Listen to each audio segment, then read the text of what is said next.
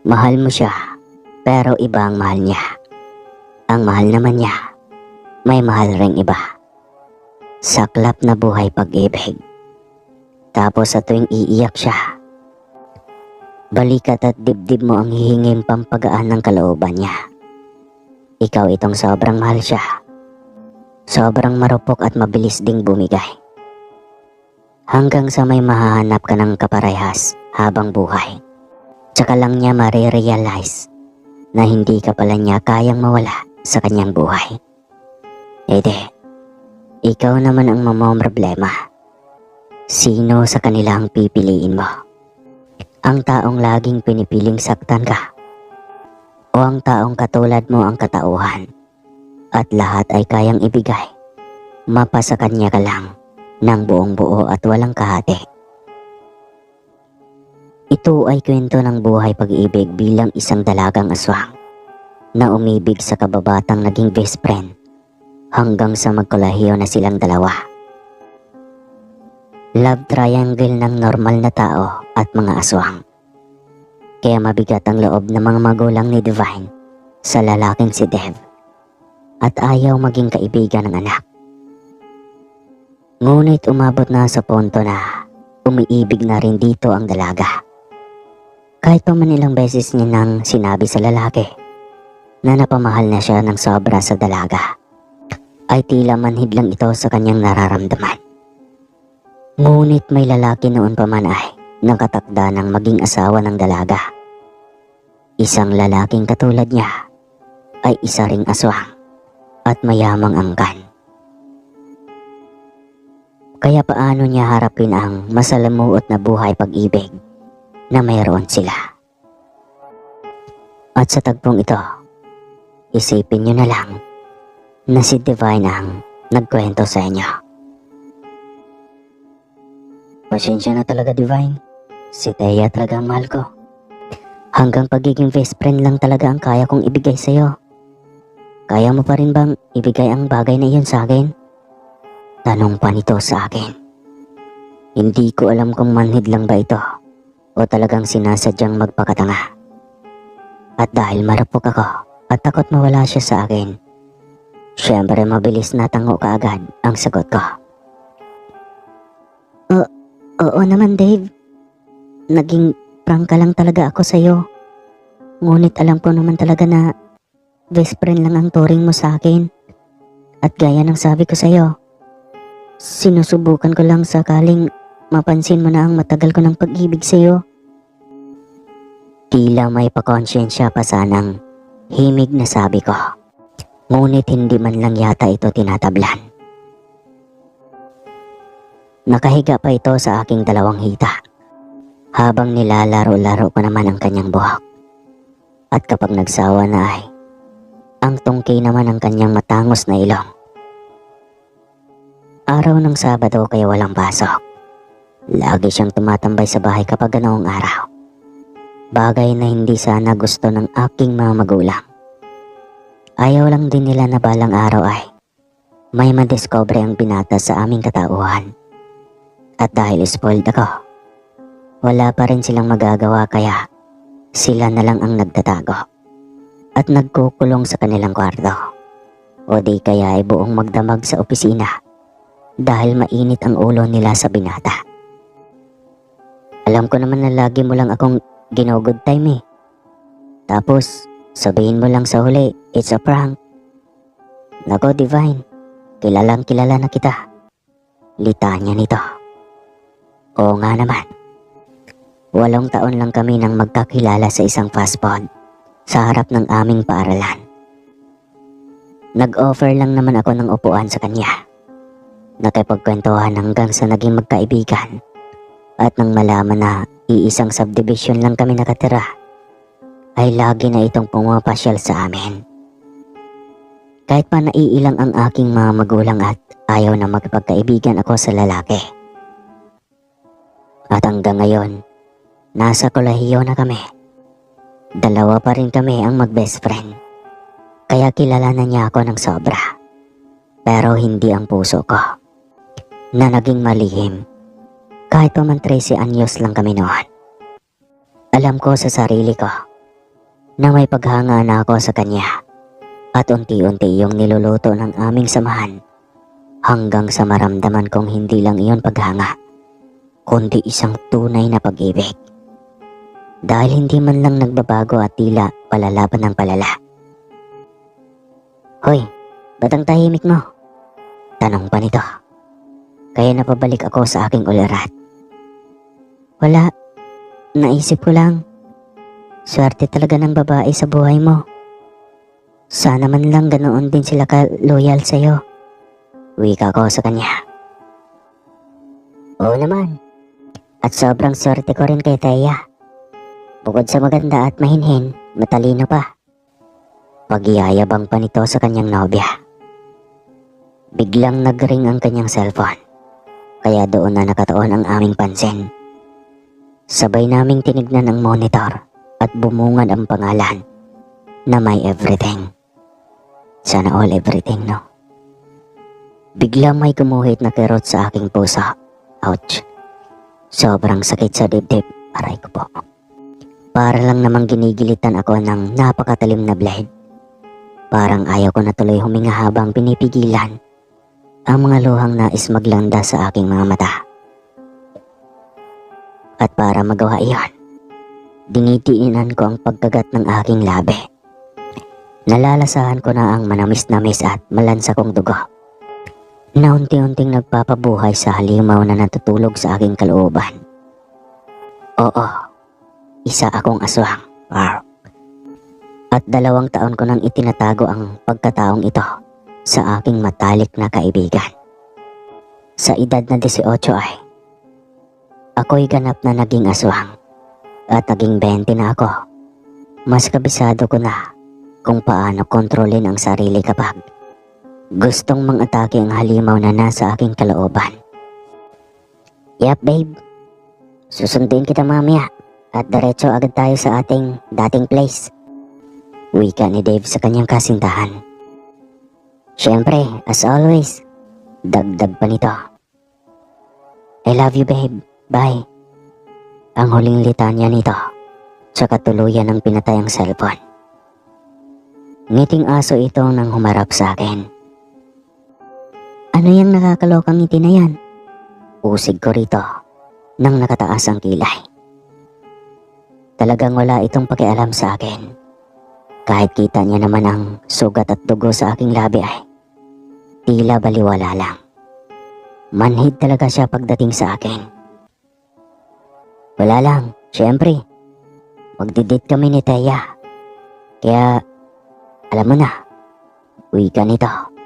Sabay kindat kaya nabatukan ko ito. Mahinhin daw ang kanyang nobya. Di dapat kong mahinhin. Conservative din iyon. Pero bakit parang hindi naman? Lalaki nga naman oh. Kung ano lang ang nakikita outside. Nagpaalam na ito at kailangan na raw niyang maglinis ng kanyang sarili. Muli na naman itong kumindat ng makahulugan. Kaya hinabol ko ng pagbato ng aking unan. May samanyak rin itong best friend ko. O kaya naman ay talagang natural lang talaga sa kanya bilang isang lalaki ang ganoon. Walang pa ilang minuto nang biglang bumukas ulit ang aking pintuan. Akala ko ay si Dave ulit ito at may nakalimutan lang. Ano na naman ang nakalimutan mo, Dave? Tanong ko rito. Ngunit diretso lang ito sa paghakbang palapit sa aking kinaroroonan. Nang hindi pa rin ito nagsalita at nagtaka na ako. At inilapag ang cellphone sa mesa sabay, tingala rito. Rafael? Gulat na sambit ko nang mapagtanto na ang manliligaw ko pala ang pumasok. Nakatunghay lang ito sa akin habang nakangiti. Sinong nagpapasok sa iyo rito? Gulat na tanong ko. Siyempre, si Tita May at Tito Delphine. Sagot nito na ang tinutukoy ang aking mga magulang. Lakas makakapit sa kanila ha. Ngunit kung si Dave ng best friend ko ay hindi man lang nila pinapansin at pinagtataguan pa. Reklamo ko habang nakataas ang uso. Siyempre Divine, hindi natin kaawari si Dave. Kaya huwag ka nang umasa na magugustuhan nila ang lalaking iyon para sa'yo. Tayo lang ang karapat-dapat. At alam mo naman na nakatakda tayo maging mag-asawa. Diretsyong wika nito. Alam ko na ang bagay na iyon. At noon pa man ay tutol na ako sa kasunduang iyon ng aming mga magulang. Hindi naman pwedeng turuan ang puso kung para kanino lang dapat ito tumitibok. At hindi naman hadlang ang pagiging aswang para mapalayo sa mga tao. Katulad lang din namang may mga puso na umibig ng tapat. Kaya bakit pa lalagyan ng diskriminasyon o boundary ang pagitan ng tao at aswang? Pero si Divang mahal ko, Rafael. Ilang beses akong nagpakatotoo sa'yo. Saad ko rito ng may diin. Alam ko, Divine. Ilang beses mong pinamukha sa akin iyan. At ilang beses ko rin bang sabihin sa'yo na hindi kita susukuan hanggang ma-realize mo na pwede mo ring ibigin ang isang tulad ko. Handa akong maghintay, Divine. Ibibigay ko lahat ng gusto mo at hindi ako aasa ng kapalit galing sa'yo. Hindi ako aasang tumbasan mo ang pag-ibig na ipapadama ko sa'yo. Mahabang litanya nito na ang himig ay nagmula talaga sa puso. Muli na namang gumuhit ang kirot sa aking puso. Bakit ba ganito kahirap ang aming sitwasyon? Bakit nga ba hindi ko kayang ibigay kay Rafael ang pag-ibig na hinahangad niya mula sa akin? Gayong lahat ng kabaitan, pagmamahal at oras niya ay ibinubuhos niya sa akin. Kailangan ko rin bang maging manhid katulad ng ginagawa ni Dave sa akin? Ito, tanggapin mo. Sabay abot ng isang maliit na kahon na kulay itim. Tinitigan ko iyon at nag-alinlangan kung tanggapin ko ba o kailangan kong i-reject ang ngayong bigay niya. Marami na kasi siyang naibibigay sa akin. Parang nakakaabuso na kong iisipin. Sige na, tanggapin mo na. Huwag kang mag-alala. Kapag hindi mo isusuot ito, ibig sabihin ay wala ka na talagang balak na bigyan ako ng pagkakataon na makapasok sa buhay mo. At kapag isuot mo ito, ibig sabihin may pag-asa pa ang katulad ko na ibigin mo. Litanya ulit nito. Alinlangan ko iyong tinanggap at itinago sa aking mga palad. Ngumiti ako ng mapakla at nagpasalamat kay Rafael sa pagiging matiisin at mababang loob niya. Lumabi lang din naman ito ng tipid. Nakaidlip ako ngunit nagising rin ng tila biglang naging malinsangan ang panahon. Biglang nanuyot ang aking lalamunan at parang gustong bumanat ng aking mga buto. Hudyat iyon na kailangan ko nang magpahid ng langis at maghanap ng mabibiktima. Hinubad ko ang aking mga saplot at banayad na pinasa ng langis ang buong katawan. Sabay usal ng salitang Latin. Narinig kong bumukas ang bintana nila Papa at Mama. Huni ng pusa na salita ng naririnig kong tumalon mula sa kanilang bintana. Kung ganoon ay nag-shift-shifting sila sa pagiging pusa. Ayaw kong umapak sa lupa na nakapaa, kaya gusto kong magpalit anyo sa pagiging malaking paniki. At iyon ang inusal ko sa salitang Latin. Unti-unting tumubo ang aking mga pakpak, maging ang mga mayayabong na balahibo sa buong katawan. Nang maging handa na ay lumapit na ako sa bintana. Gamit ang maitim na mahika ay lumipad ako pa ibabaw pa. Nang wala akong may makita kahit isa sa mga pwedeng maging lunas sa sobrang tuyot kong lalamunan, ay napakalayo-layo pa ako. Madalas akong kumakain ng karne, ngunit hanap pa rin paminsan-minsan ng aking hininga ang preskong dugo mula sa buhay na mga hayop. Nang magsawa na ay nagpasya akong bumalik sa bahay. Ayaw ko na munang mamasyal sa kung saan dahil gusto ko munang magpahinga. Hindi lang katawan ko ang pagod. Puso at isipan ay pagod na rin. Mula sa itaas ay may natanaw akong dalawang pares na magkasintahan. Kakalabas lang ng mga ito sa malaking gate ng motel. Hindi ko alam kung bakit may tila nag-uudyok sa akin na bumaba at makimarite sa kanilang harutan. Nang makadistansya na sila sa lugar na iyon, ay tsaka lang ako tuluyang lumapag sa lupa. Mula sa likuran ay nakabuntot lang ako sa kanila. Siyempre hindi nila ako makikita dahil gamit ko ang itim na mahika. Pera na lang kung may iba pang nakasunod sa amin dahil hindi na iyon saklaw ng aking mahika. Kaya posible nilang akong makita. Pero wala namang ibang naglalakad pa. Marahil ay natagalan lang talaga ang mga ito sa paglabas ng motel at wala nang masasakyan pa. Hating gabi na at sobrang tahimik ng buong paligid. Love, naamoy mo ba? Parang ang sangsang. Reklamo ng lalaki. Sabay ikot ng paningin. Oo, love. Saan ba galing yung amoy na yan? Saad rin ng babae. Pamilyar talaga ang boses ng babae sa akin. Naka-jacket nga lang ito ng malaki at may sombrero. Kaya hindi makita ang hubog ng katawan. At sobrang naintriga ako sa boses. Nagpatiuna na ako sa kanila para tignan ang mukha ng babae. Bigla itong naduwala at nagreklamo sa baho ng amoy ko. Anong magagawa ko? Amoy patay ako sa kanila dahil nasaan yung aswang ako. Ngunit ang nagpagulat sa akin ng husto ay ang mukha nitong noon pa man ay tinuturing ko ng malaking kahati sa buhay ni Dave. Babaeng nagnakaw ng aking kaligayahan dahil buo nitong naangkin ang puso ng aking iniibig nang walang kahirap-hirap. At ngayon ay mabibisto ko na ang pinagmamalaking babae ng aking mahal dahil mahinhin at matalino daw. Ngunit tinataihan pala siya nito sa ulo. Si Thea. Siya ang babae na kasama ng isang lalaki na lumabas ng motel. Matalino nga naman. Siyempre napagsabay niya ang mga lalaki sa buhay niya nang hindi siya nahuhuli.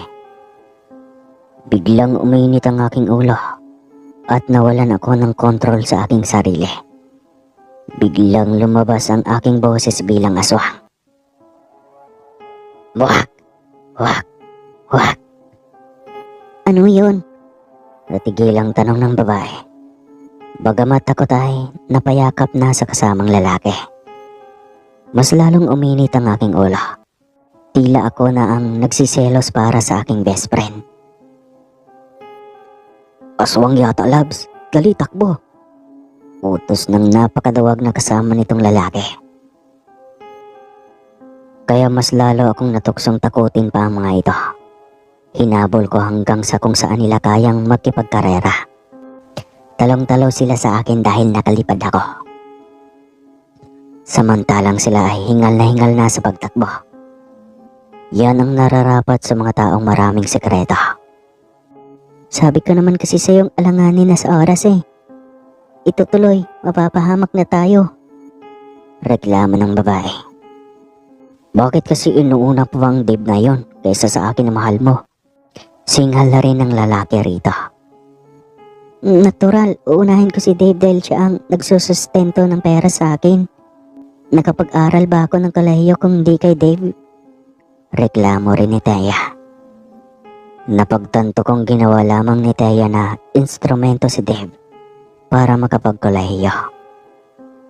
Ayaw kong manghusga subalit kahit saang anggulo tignan ay maling-mali ang ginawa ng babae. Sinadya kong abutin ang sombrero ni Thea at itinapon. Hindi pa rin ito tumigil sa pagtakbo. Nakalugay ang buhok nitong mahaba kaya nililipad-lipad ito ng hangin. Hinablot ko ito dahilan para mapaigik at mapatigil ito sa pagtakbo. Love, tulong! Papatayin ako ng aswang! Sigaw ni Thea. kaya napatigil rin sa pagtakbo ang lalaki. Kinalmot ko ang mukha ng dalaga. Sisirain ko ang malaanghel ngunit makapal nitong mukha. Kung ito man ang dahilan kung bakit mabilis nahulog ang loob ni Dave dito. Kung sa ganda lang naman ang pag-uusapan ay di hamak naman na mas maganda ako. Kung sa yaman naman ay mas lalong talo ito. Kaya nga niya niloko si Dave dahil mapera ito kagaya ko.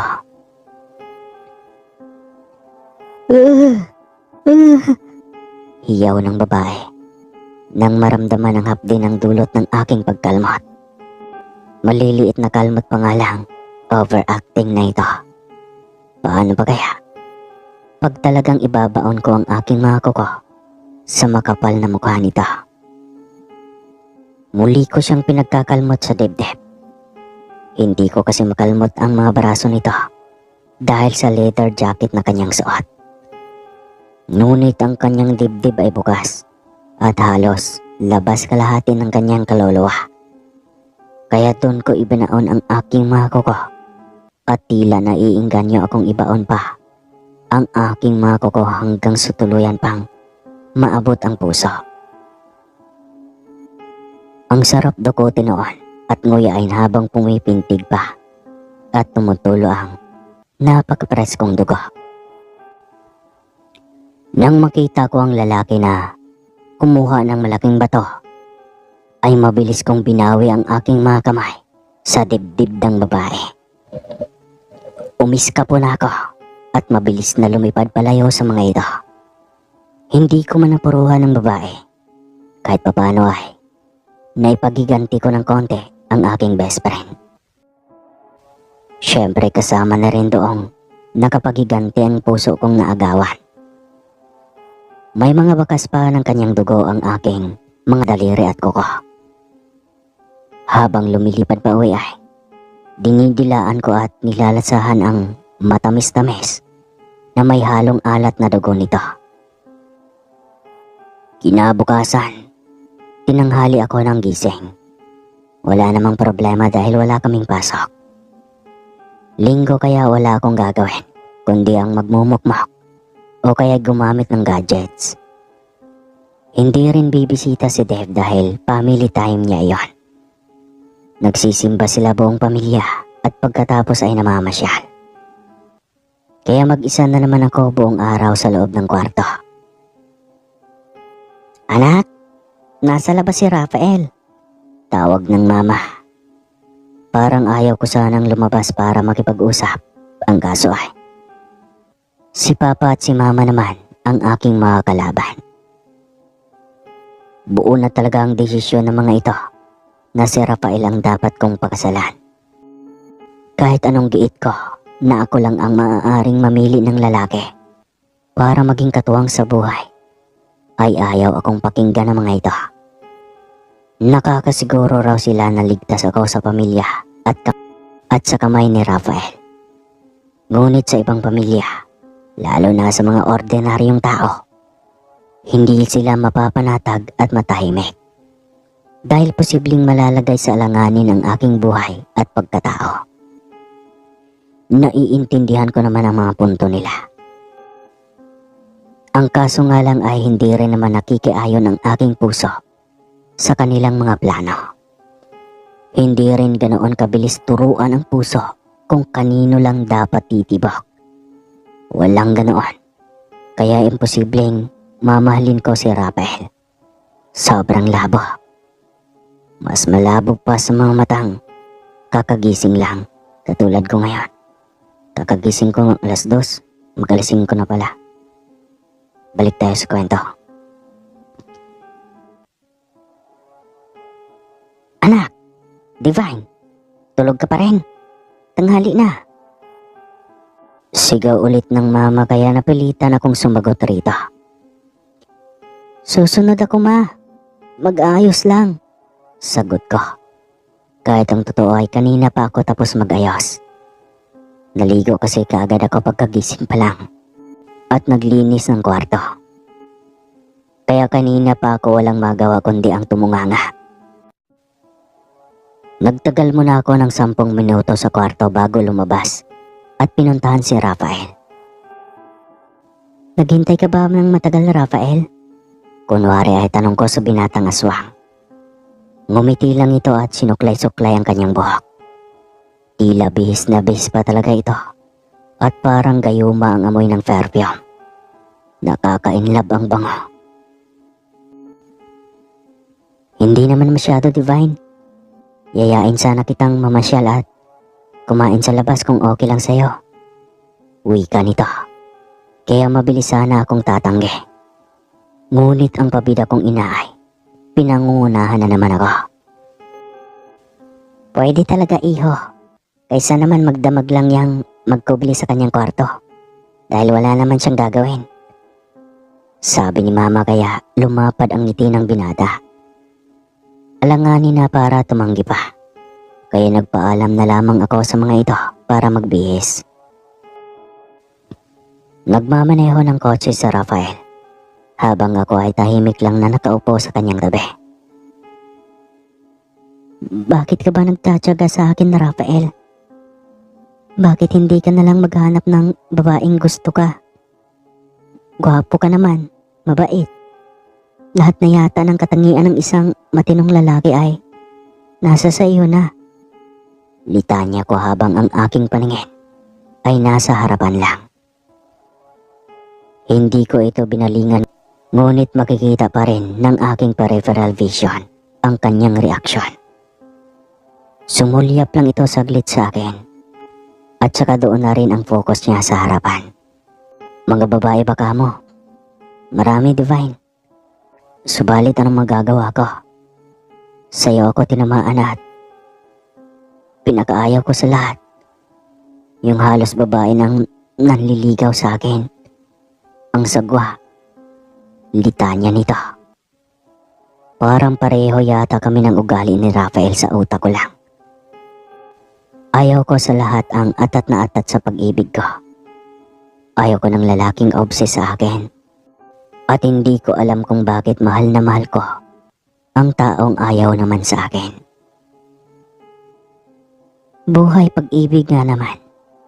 Tanging sambit ko na lamang. Napatawa naman ito ng pagahap. Hindi naman kasi sekreto sa kanyang pag-ibig ko kay Dev. At hindi siya nababahala sa senaryong iyon. Re-respetuhin pa rin daw niya ang aking desisyon. Saka na lang din siya titigil sa panunuyo sa akin kung tuluyan mang magiging kami ni Dev sa huli. Which is, alam kong imposible ring mangyari. Order ka na. Kung ano sa'yo, yun na rin ang akin. Utos ni Rafael. Sabay abot ng minaw sa akin. Kasalukuyan kaming nasa mesa ng kanyang pinareserba. Talaga pang kilala na siya ng mga crew at todo assist ang dalawa sa mga staff hanggang sa marating namin ang nakareserbang mesa. Stick lang yung sa akin. Pwede rin ba yan sa'yo? Tanong ko sa binata. Oo naman. Tipid na sagot nito at umorder na ito sa staff na nasa kanyang tabi. At naghihintay ng kanyang order. Madalas ka yata rito at sobrang kilala ka na ng mga staff ng restaurant na ito. Wika ko sa kanya. Yap, matipid pa rin sagot nito. Minsan nakakahanga si Rafael. Kung bibigyan ko lang ng pansin, masyadong formal. Sobrang tipid ng ngiti at tawa. Maging ang salitang lumalabas ay tipid din. Sobrang limitado kung minsan. Nakakailap tuloy kausap. Para itong cold billionaire. Nilibot ko ang aking paningin sa paligid. At tamang sa isang pamilyar na mukha kaagad, dumapo ang aking paningin. Si Dave iyon at may kasamang babae. Nakatalikod nga lang ito sa akin ngunit pamilyar pa rin ang buhok nito. Siguradong si Taya ang kanyang kasama. Talagang hindi pa talaga nadala ang haliparot na babae. Kahit puro sugat na ang mukha at dibdib ay nagawa pa rin makipag-date. Marahil ay sa ngalan ng pera. Ubos na naman siguro ang nahut-hut na pera kay Dev noong Sabado. Dahil pinangmutil nila ng kanyang isa pang lalaki.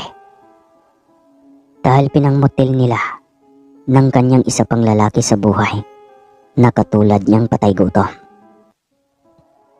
May naisip akong paraan kung paano niya lalayuan si Dev. Bibilhin ko si Dev sa kanya.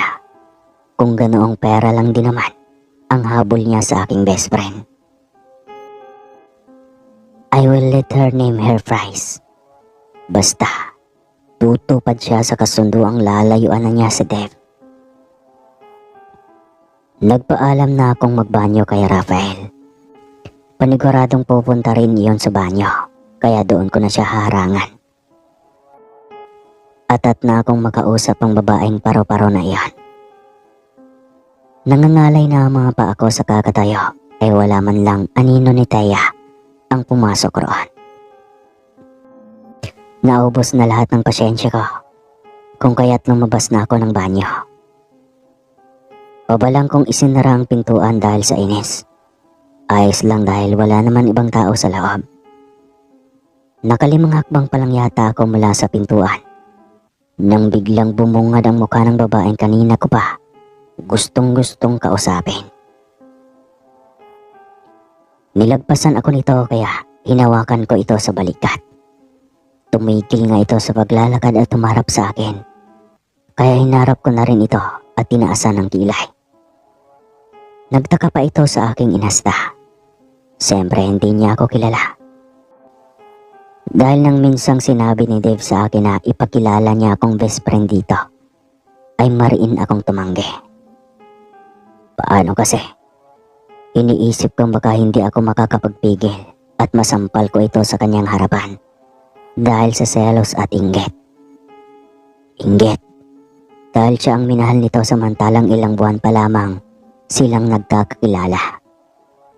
Samantalang ako na 8 taon pa lamang kaming magkaibigan, ay hindi man lang napansin ang taglay na kagandahan. Kaya itinuro na lamang ito ni Dev sa akin mula sa di kalayuan. Sakto lang din na makilala ko siya. Binalaan ko pa noon si Dave na huwag lalapit sa akin kapag kasama niya ang babaeng nasa harapan ko na ngayon. Excuse me, do I know you? Sarkastik ang tanong nito. Abay parang hindi lang napuno ng kalmot ang kanyang mukha kagabi at nakuha pang magtaray ngayon. Kinulang yata at gusto pang madagdagan. Kaya ka ba napuno ng band-aid sa mukha at dibdib dahil sa pagiging mataray? Taas kilay na tanong ko rito. None of your business. Mataray pa ring sagot nito. Sabay talikod kaya mabilis kong kaagad na hinawakan ng kanyang balikat. Napangiwi ito dahil sa pagkakataong iyon ay tila napahigpit ang aking hawak. Parang hindi lakas ng isang ordinaryong babae. At alam kong kaya kumunot ang kanyang noo ay nagtaka rin sa lakas na aking nailabas. Aray, ano ba? Ang sakit ah. Reklamo nito nang makaharap na sa akin. Well, masasaktan ka talaga kapag tatalikuran mo pa akong muli. Na hindi pa ako tapos nakipagnegosasyon. Galit na wika ko. Sabay bitaw ng kanyang kamay. At may halong pagkadismaya ang reaksyon nito. Ano ngang kailangan mo? At kanina pa ako nabubisit sa'yo. Reklamo nito. Ang sabi ni Deb, mabait ka at mahinhin. Iyan ba ang ugali ng mabait at mahinhin? Parang nangangamoy sunog na plastik ah. Pang-iinsulto ko rito at kita kong natigilan rin ito. Ikaw ang best friend niya na kinikwento sa akin ni Dave? Gulat na tanong nito. Oh, talaga? Kinikwento niya ako sa'yo? Taas kilay na tanong ko rito. Yes. At sinabi lang naman niyang nag-confess ka ng iyong totoong feeling sa kanya. Iyo, kaloka iyon ha. Hindi ka ba nahiya? pang iinsulto pa nito. Ah, talaga? Nakakahiya yon?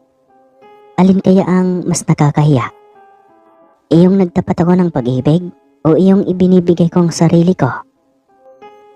O di kaya sabihin na nating binibenta ko ang pagkababae ko para lang sa pera? Dahil patay gutom ako, mahirap. Kaya sa mayaman ako kakapit para aasenso ang buhay. Kahit pa mayroon akong mahal. Di ba? Mas makabalbes. Mahaba-habang pang-iinsulto ko sa babae na ikinapuputla ng kanyang bibig. Alam kong sapol na sapol siya sa lahat ng aking sinasabi. Ano ba? Dediretsahin mo kaya ako? Anong gusto mo? Galit na tanong nito. Just name your price. Babayaran kita kahit magkano. Layuan mo lang si Dave. Total, pera lang naman ang habol mo sa kanya, di ba? Tanong ko dito. Biglang lumapad ang ngiti nito. Alam kong kakagatin niya ang alok ko.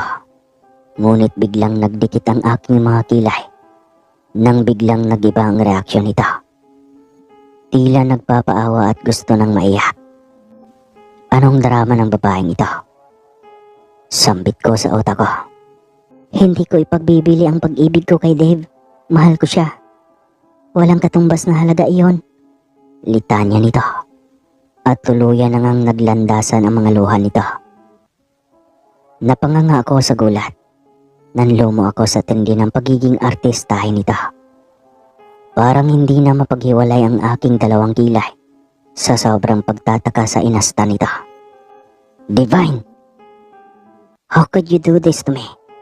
Galit na boses ni Dave mula sa aking likuran ang aking narinig.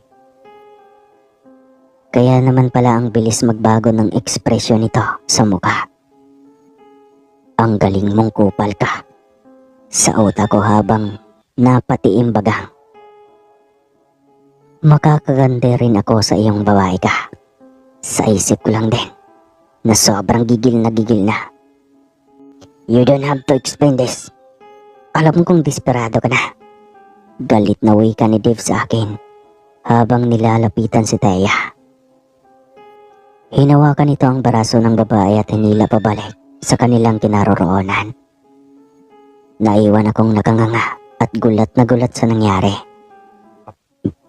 Hindi ko yata inasahan ang ganoong tagpo. Sabik ang isip ko habang sinasabi ang offer na iyon sa babae. Iyon nga lang. At nakita kami nito sa ganoong tagpo. Kaya wala na akong magawa kundi tanggapin na ako talaga ang mali sa pagkakataong iyon. At hindi ko may paliwanag kay Dave dahil hindi ako paniniwalaan kahit anong paliwanag ko rito. Kahit sabihin ko ang totoo. Ganito naman lagi. Kahit ikaw pa ang tama, lagi pa rin panalo ang mali. Bumalik ako sa kinaroroonan ni Rafael. Nabagsak ang mga balikat. Nawala na rin ako ng gana pang kumain. Bakit ang tagal mo? Kunot noong tanong ni Rafael. Hindi ako mimik at nakatulala lang. Nilapitan ako ni Rafael at hinimas ang noo at leeg. Wala ka namang sakit eh. Anong nangyari? Tanong pa nito. Uwi na tayo, Raf. Bago pa ako mag-ibang anyo sa harapan ng maraming tao. Wika ko. Kaya naiintindihan na kaagad nito ang ibig kong sabihin. Mabilis nitong hinawakan ang aking kamay at inalalayan hanggang sa makarating ng kotse. Nang nasa loob na kami ay hindi ko na napigilan pa ang aking galit. Nilabas ko lahat kasabay ang pag-ibang anyo. Nasa parking area kami at hindi matao. Tintid ang sasakyan kaya hindi rin ako makikita sa loob. Uhaw na uhaw ako ng mga sandaling iyon. Katanghali ang tapat ngunit nasa anyo ako ng pagiging aswang. At ang gusto ko ay hanapin ang mapagbalat kayong babae. Nakaribal ko sa atensyon kay Dave. At ngayon ay tuluyan na nitong maloko si Dave. At mawawala pa ang atensyon sa akin. Gusto mo ba ng dugo o gusto mo ng karne? Tanong ni Rafael sa akin. habang nakaupo lang sa driver seat. May gusto akong patayin at kainin. Wika ko sa garalgal at paos na boses. Sino ba kasi ang kaalitan mo? Huwag ka ng maraming tanong.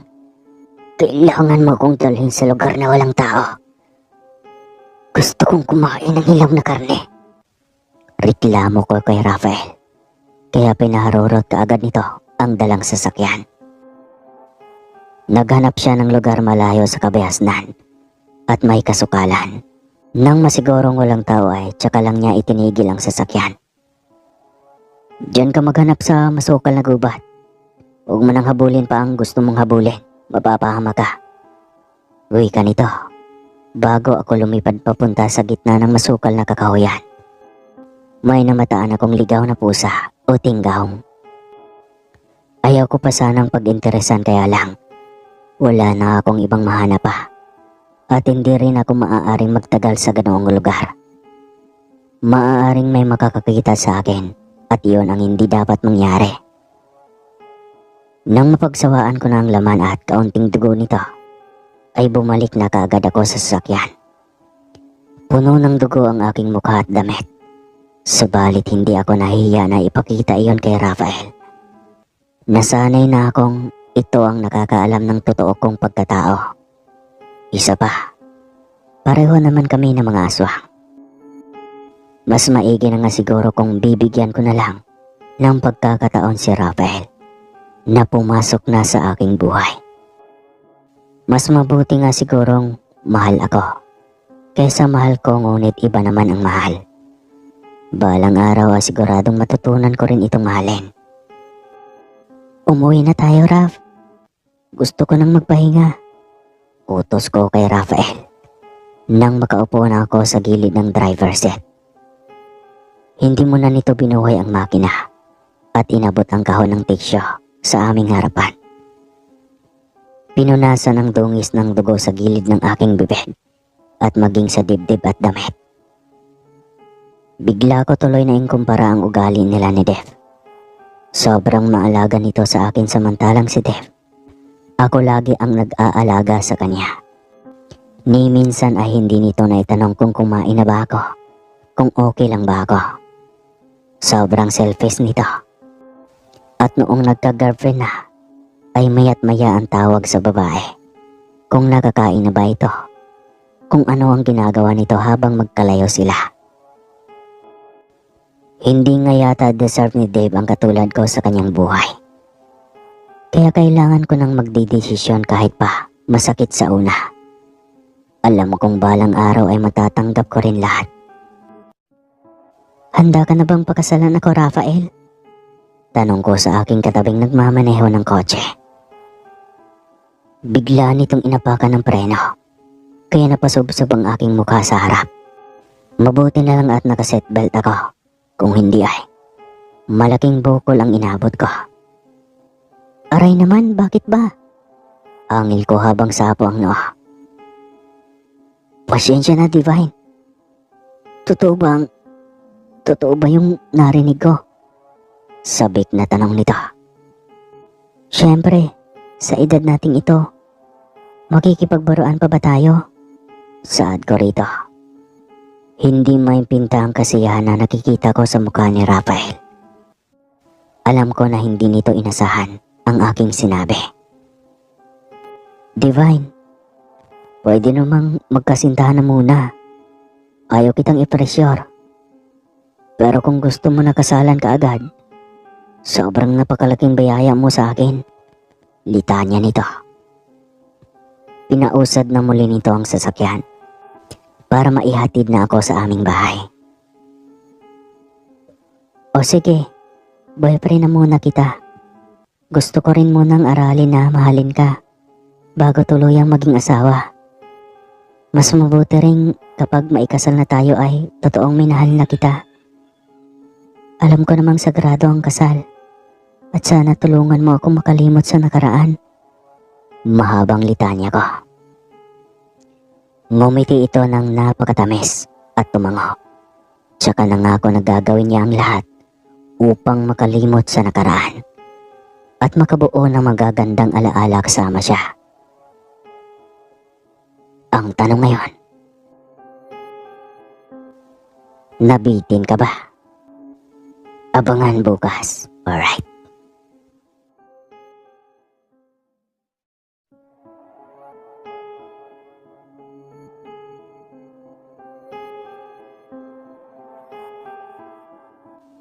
Tapos na ako sa kursong business ad.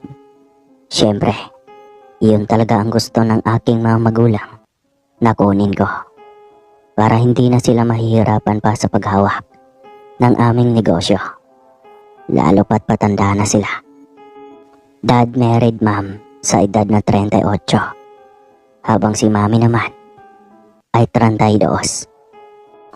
Sobrang subsob kasi nila noon sa kanilang negosyo. Kaya tuloy nag-iisa lang akong anak. Pangarap naman sana nilang mag-asawa ang magkaroon ng maraming anak. Subalit malabong mangyari. Mabuti nga at nabuo pa ako. Pero ayos lang. Bawi na lang sa akin. Dahil kapag nag-asawa na ako, gusto ko ay may maraming anak upang masaya. Ang lungkot kasi na mag-isa. Wala kang kalaro sa loob ng bahay. Ayaw ko na magaya sa akin ang magiging anak ko. Divine, bakit hindi na lang kayo magpakasal ni Rafael?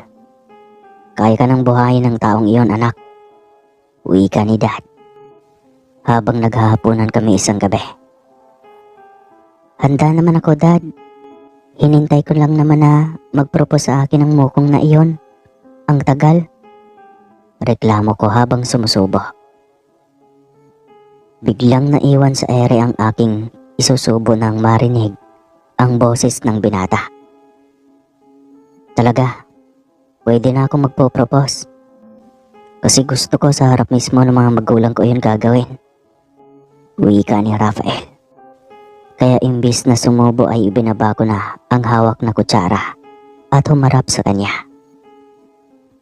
Napangiti ako nang lumapit ito sa akin. Lumuhod pa ito sa aking harapan at kinuha ang aking kamay. Hawak na pala nito ang singsing. Ngunit bago ito mag-propose, ay iniabot muna nito ang isang punpo na pulang rosas na lagi niyang binibigay sa akin tuwing dadalaw siya. Nilagay ko naman iyon sa aking kandungan. Miss Divine, Celestine, will you marry me? Puno ng emosyong tanong nito. Ngumiti ako at iniabot ang aking kaliwang kamay. Yes, Rafael. Gustong gusto.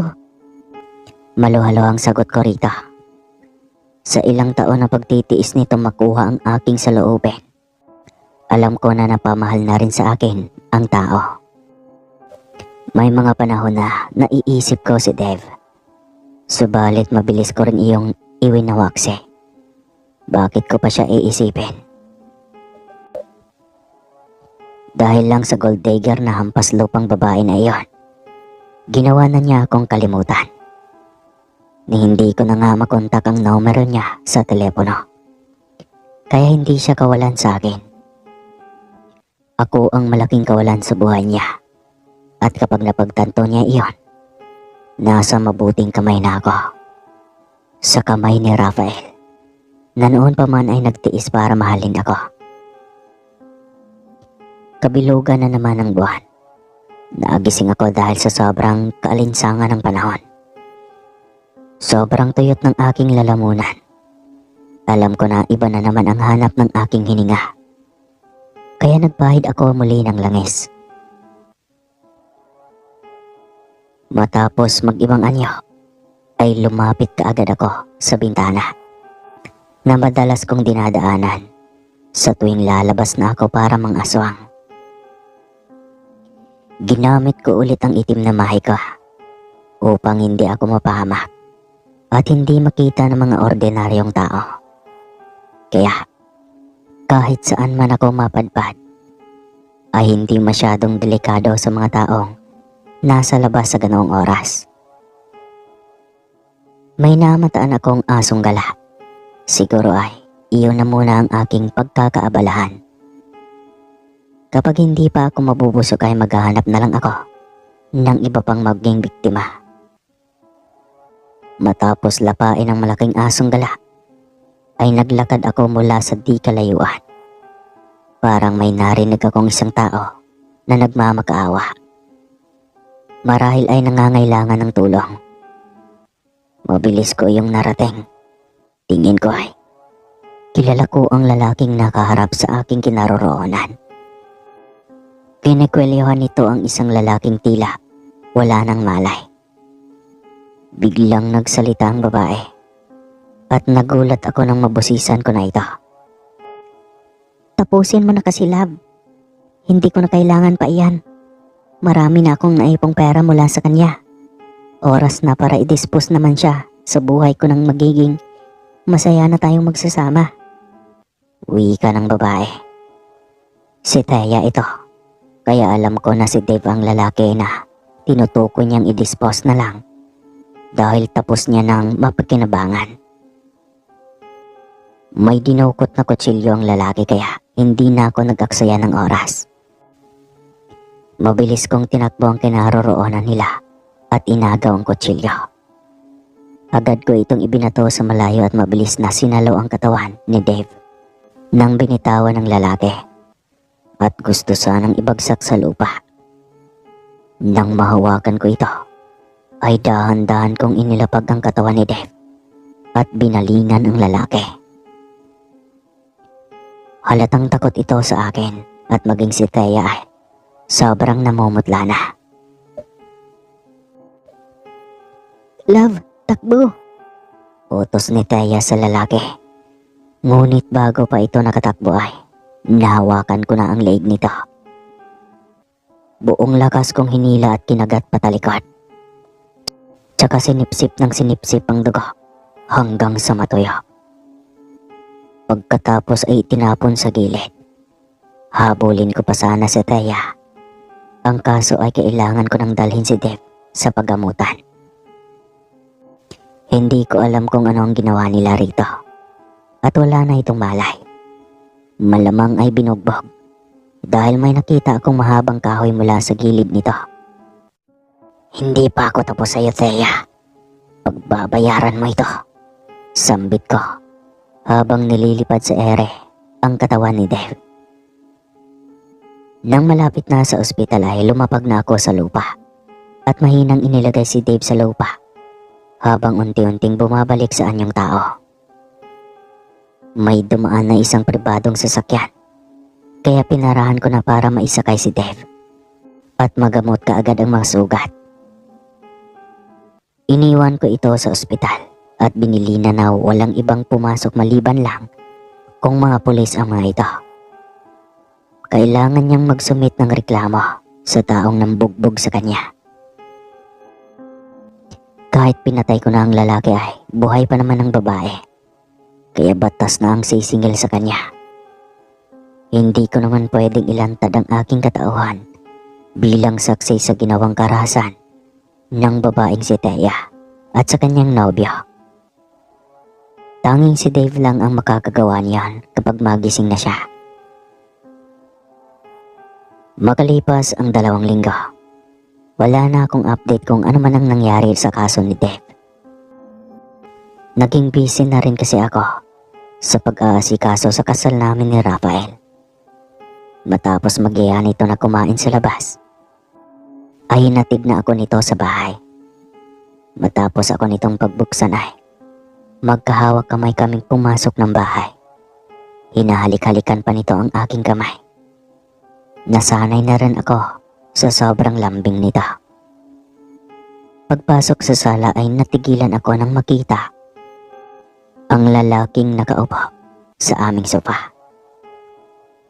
Madilim ang mukha nito habang nakatingin sa magkadikit naming mga kamay ni Rafael. Alam kong nahalata rin iyon ni Rafael, kaya kinabig pa nito ang aking bewang at inilapit ang kanyang katawan. Mahal, may bisita ka pala, wika ni Rafael habang nakatingin kay Dave. na mas lalong dumilim pa ang ekspresyon ng mukha. Anong ako? Tayo. Tamang-tama. Di ba kailangan natin ng baseman sa kasal? Pwedeng pwede si Dave. Di ba, bes? Tanong ko kay Dave. Nakita ko ang paggalaw ng mga panga nito. Kasal? Tila gulat pang tanong nito. Oo, tol. Magpapakasal kami ni Divine. 2 buwan mula ngayon. Baka pwede mong paunlakan ang aming imbitasyon. Paghingi ng permiso ni Rafael dito. Wait. Sigurado ka ba, Divine? Paniniguro ni Dave sa akin. Siyempre, sigurado ako kay Rafael. Mahal niya ako. Nare-respeto. Binibigyan ng malaking halaga. Basta lahat. Sagot ko sa kanya na tila puno ng hinanakit. Kahit maliit na pagpapahalaga, hindi niya iyon pinadama sa akin noon. Divine, ako ang mahal mo. At na-realize ko na ngayon na mahal rin pala kita. Prangkang saad nito. Kaya biglang gumulo ang aking sistema. Kung kailan handa na akong pakasalan si Rafael, ay tsaka lang ako nito lilituhin. Tsaka lang nito sasabihin na may halaga na ako sa kanya. I'm sorry, Dave. Nakapagdesisyon na ako. Magpapakasal kami ni Rafael at hindi mo na mababago iyon. Pagmamatigas ko sa kabila ng kalituhan. Kailangan kong pairalin ang aking pride. Ayaw ko na maging marupok. Alam ko at ramdam ko na may pagmamahal pa rin ako sa kanya. Subalit alam ko na napamahal na rin sa akin si Rafael. Sumilay ang tagumpay sa mukha ni Rafael, samantalang si Dave ay ramdam kong wasak na wasak ito ngayon. Niloko na nga ni Thea, kamuntik pang patayin. Nawalan pa ng best friend. Nabigo pang muli. Dahil huli na nang nakita ang kahalagahan ko sa buhay niya. Anong magagawa ko? Noong mga panahong wasak na wasak ang puso ko, si Rafael ang unti-unting bumuo nito. Walang Dave o anino man lang ang umalo para maibsan ang sakit ng aking damdamin. Si Rafael lahat iyon. Kaya sa kanya lang ako nararapat. Sige na, Dave. Kung hindi mo mamasamain, pwede bang umuwi ka na muna? Kasi pagod ako sa maghapon. Paalam ko dito at tuluyan ng tinalikuran ito at pumasok na ako ng kwarto. Hindi lang naman siya ang nasasaktan sa muli niyang pagsipot. Biglang gumulo ang aking buhay sa kanyang muling pagbalik. Kung sana hindi na lang siya nagparamdam pang muli. Hinatid ako ni Rafael hanggang sa makarating na ng aking kwarto. Nakita ko sa mukha nito ang pag-aalala. Alam kong hindi ka okay, mahal. Baka gusto mong pag-usapan natin. Wika ni Rafael nang nasa pintuan na kami ng aking kwarto. Hindi ko na napigilan pa ang aking mga luha. Niyakap ko ito ng mahigpit at saka humigpit.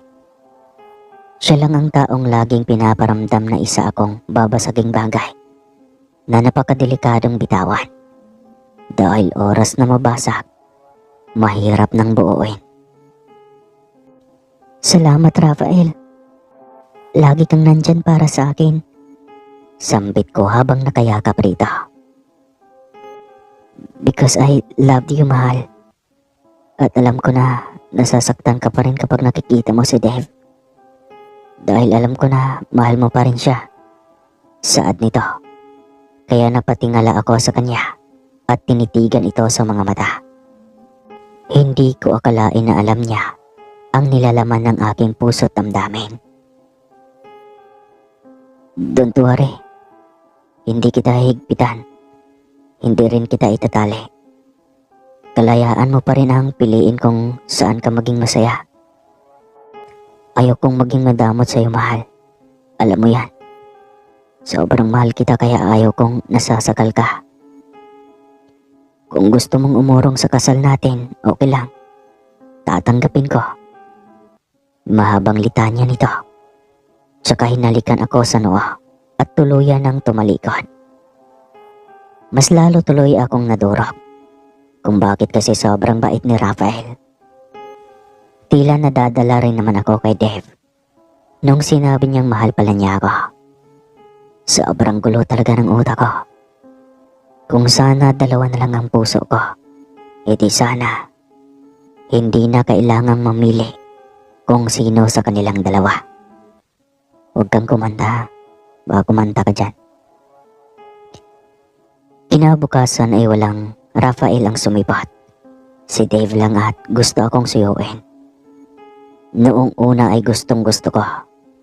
Subalit nang lumipas ang 1 linggo na walang Rafael ang nagparamdam, ay doon ko lang naramdaman ang pangungulila sa kanya. Parang gusto ko nang magalit dahil sa hindi nito pagpaparamdam.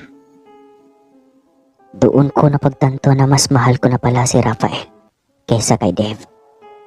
Totoo nga ang sinasabi ng iba na tsaka mo lang mararamdaman ang halaga ng isang tao kapag lumamig na ang pakikitungo niya sa iyo. Maaga akong bumangon dahil balak kong puntahan si Rafael sa kanilang bahay. Ingay ng mga aso. Nabalitaan kong 1 linggo na rin itong hindi pumapasok sa kanyang opisina. Paalis na ako nang makasalubong ko si Dave. Divine, may lakad ka ba? Tanong nito sa akin. Oo, at pwede ba Dave? Tatapatin na kita. Siguro hindi na may babalik ang nasira na nating pagkakaibigan. Kung may balik man, baka hindi na ganon ka-close. May limitasyon na lahat. At gusto kong sabihin sa'yo na sa susunod na linggo ay kasal na namin ni Rafael. Matutuloy yon kahit wala ka bilang bisman sa kasal. Mahabang litanya ko at sumakay na sa kotse. Natigilan ito at hindi na nakasagot pa hanggang sa tuluyan ko nang binuhay ang makina ng sasakyan. Pagdating ko sa bahay ni Rafael, ay sinalubong kaagad ako ng kanyang kasambahay. Manang String, nasaan si Rafael? Nakangiting tanong ko rito. Kita ko ang lungkot at pag-aalala sa mga mata ng matanda. Manang, bakit po? Tanong ko pa ulit sa kanya. Ma'am Divine, alam mo bang araw-araw lasing at nagwawala si Rafael? Nagkukulong sa kwarto. Lalabas lang siya sa gabi para sa tawag ng kanyang hininga. Litanya ng matanda. Hindi rin kasi lingid dito ang pagiging aswang namin ni Rafael. Maging siya ay katulad rin namin. Dugong halimaw. Mabilis akong umakyat sa kwarto ni Rafael. Hindi na ako kumatok pa. Diretso ko na itong binuksan at bumungad kaagad ang napakaraming bote ng alak sa kanyang sahig. May mga basag pa at ang mukha niya ay sobrang nakakaawa. Nakaupo ito sa sahig habang nakasandal sa kanyang kama. Mahal, tawag ko rito. Unti-unting umangat ang kanyang mukha at halatang umiiyak ito. Divine, sorry. Ayaw ko na makita mo akong ganito. Kaya lang ay sobrang sakit sa dibdib. Humihikbing saad nito. Ginawa ko naman lahat para iparamdam sa iyo na sobrang mahal kita. Pero siguro, hindi talaga sasapat lahat iyon. Kung sana pwede lang turuan ang puso mo na mahalin ako. Saad pa nito. Ngumiti ako habang hilam sa luha ang mga mata. Hindi ko na rin napigilan pang hindi maluha. Ramdam ko ang bigat na dinadala nito. Kaya nilapitan ko ito at niyagap. Hindi ko na mapigilan pang huwag halikan ang mga labi nito. Kahit pa amoy alak ay ayos lang sa akin.